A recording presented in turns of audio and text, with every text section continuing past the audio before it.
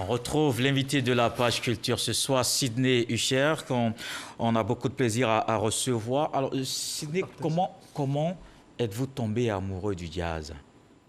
Wow. On ne va pas dire que c'est un hasard, mais j'ai l'impression que j'étais fait pour rencontrer le jazz, en fait. Comment ça s'est passé? Comment vous avez rencontré ces premières notes? Oui, en fait, ça a commencé par... on m'avait fait écouter du Ella Fitzgerald, comme ça. Et j'étais pris dans une tristesse, et puis j'ai quand même écouté, et puis je me suis dit, mais tiens, il y a quelque chose qui se passe, quoi. Et ensuite, j'ai rencontré des gens, l'entourage aussi est important, des gens qui étaient déjà férus de cette musique et qui me passaient des informations.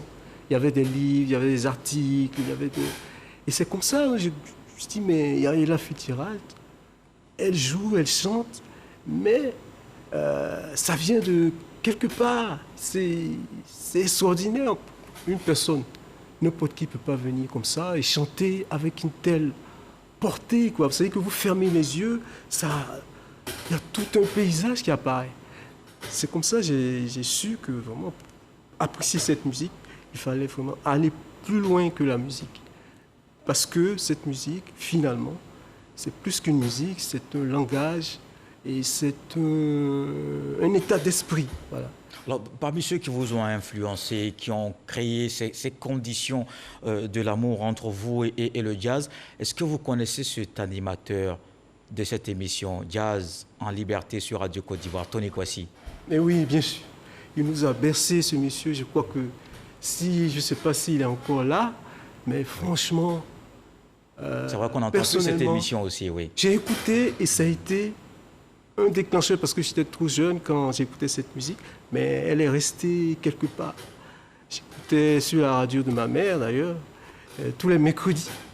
Et il y avait un jeune homme qui, lui, était déjà dans le domaine, qui me faisait enregistrer les morceaux. Moi, je les enregistrais mécaniquement, je ne savais pas. Et tout ça, en fait, a abouti à... Je dirais que c'est une explosion, en fait.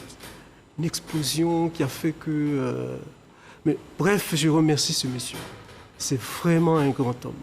Il avait déjà... Je comprends aujourd'hui la passion qu'il a. Aujourd'hui, je comprends cette passion. Parce que c'est parce que de la musique, je crois qu'il a lui aussi rencontré des musiciens. Je ne sais pas s'il a rencontré, mais moi en tout cas, le fait d'avoir rencontré les musiciens. Oui, on en parlera tout à l'heure. Sidney Usher, son amour pour le jazz, c'est Franco Adio qui nous fait juste un petit résumé et on se retrouve juste après. Faute d'être un musicien qui joue, Sidney Usher se sert de l'écriture comme d'un instrument de musique. C'est extrait de la postface de la biographie du poète jazzman, le pianiste Tommy Lee Flanagan.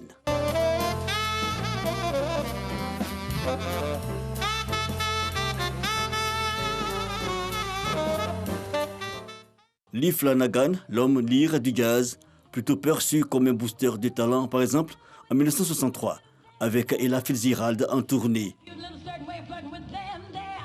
La biographie côtoie les 400 pages, voire plus, et est proposée par Sidney Usher.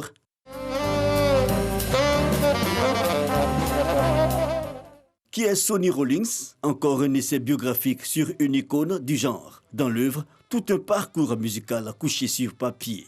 Fiche technique, titre et collaboration de l'auteur, mais peu de commentaires de ce dernier. Une démarche volontaire.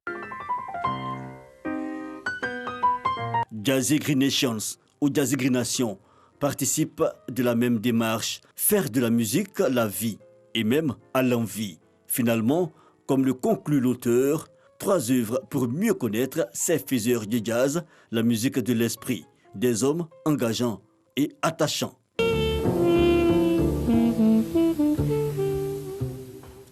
Alors, le jazz a été vraiment cette musique très populaire, mais c'était peut-être hier, notamment aux États-Unis. Aujourd'hui, que devient le jazz? On est à la fois triste, mais parce qu'il a perdu de son essence. On n'a pas des musiciens qui étaient avant-gardistes. peut-être que c'était lié à une époque assez charnière quand même. Vous savez, les années 50, c'était les années où il y avait une ébullition culturelle, sociale, politique, la revendication. On s'est rendu compte à cette époque qu'il y avait une minorité qui était poussée. Aujourd'hui, on emploie le terme confinement, mais ils étaient vraiment confinés dans une misère abyssale. Et la musique était le seul moyen d'expression. Et puis c'était aussi le seul moyen de dire nous existons. Nous existons, nous ne sommes pas aussi sauvages que vous le croyez, que vous le pensez. Voilà une musique qu'on fait. On a créé le bebop, qui est une musique acrobatique, technique.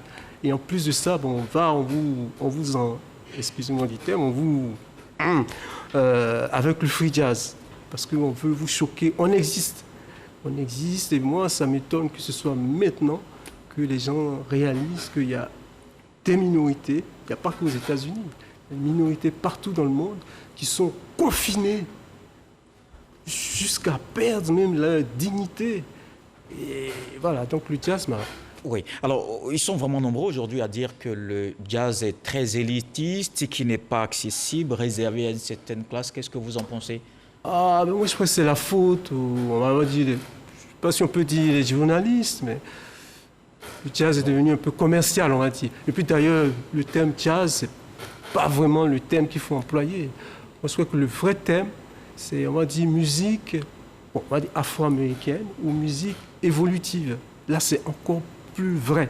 Parce qu'on dit jazz, bon, c'est... Donc, dans cette démarche de commercialisation de la musique, on est parvenu, il y a des gens qui sont parvenus à faire croire que, bon, quand on écoute du jazz, qu'on est à un niveau... Peut-être parce que cette musique est quand même difficile à décoder. Non, pas du tout.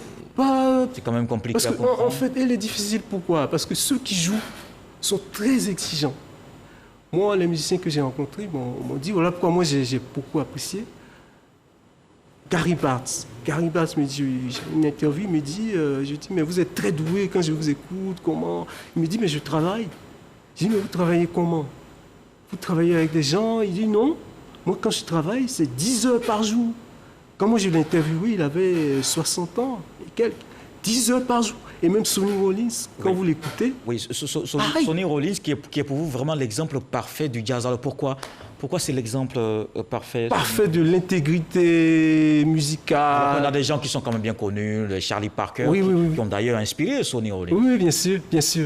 Mais Sonny Rollins, justement, ce qui fait sa richesse, c'est qu'il était le pont entre l'ancienne génération et la nouvelle. Vous savez qu'il est né en 1930, là où il y avait Louis Armstrong, Duke Ellington. C'est grand nom, oui. Et il grandit dans un quartier où il y a Coleman Hawkins, qui lui est au-delà même d'être de la vieille école, avait un volume, voilà. Donc il lorgnait Coleman Hawkins et il admirait Charlie Parker, Dizzy Gillespie. Donc il a emmagasiné cette musique. Et bon, le free jazz est arrivé, mais il était tellement... Oui. Alors, à la page 149 de votre ouvrage, qui est Sonny Rollins, on peut lire qu'il est l'un des rares survivants d'une ère du jazz qui ne sera jamais égalée. Est-ce que ça veut dire que vous êtes pessimiste quant à l'avenir? Oui, il faut dire la vérité. Le jazz, c'est fini? Oui, parce que regardez un peu aujourd'hui, qu'est-ce qui se passe, quoi. Les variantes, on nous parle de Covid, mais en fait, c'est une variante de l'argent, système de profit. Même Sonny Rollins, il le dit même. Il dit... Sur la Covid, vous n'allez quand même pas aller jusqu'à minimiser la maladie, ce soit dit non, je ne minimise pas. Non, voilà, pas du tout. d'accord. Mais justement, il faut être... Non, soyons quand même... D'accord. Il y a la politique, mais il y a une réalité qui est là. C'est que il est temps de mettre l'homme au cœur de tout acte et toute action. Alors Sidney n'est pas seul.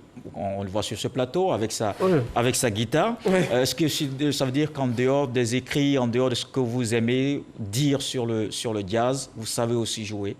Oui, peut-être que c'est là où on dit le jazz, c'est quand je vous dis, c'est pas seulement des...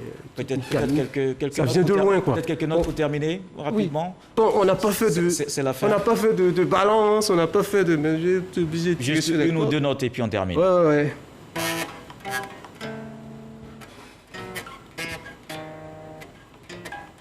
Et pendant que vous jouez ces notes, moi je vous remercie, Sidney Hucher, l'invité de la page Culture, un mordu du jazz, auteur de plusieurs ouvrages sur cette musique, notamment Jazzygrination et Sonny Rollins, qui est Sonny Rollins, 2 ouvrages que vous avez écrits parmi tant d'autres évidemment.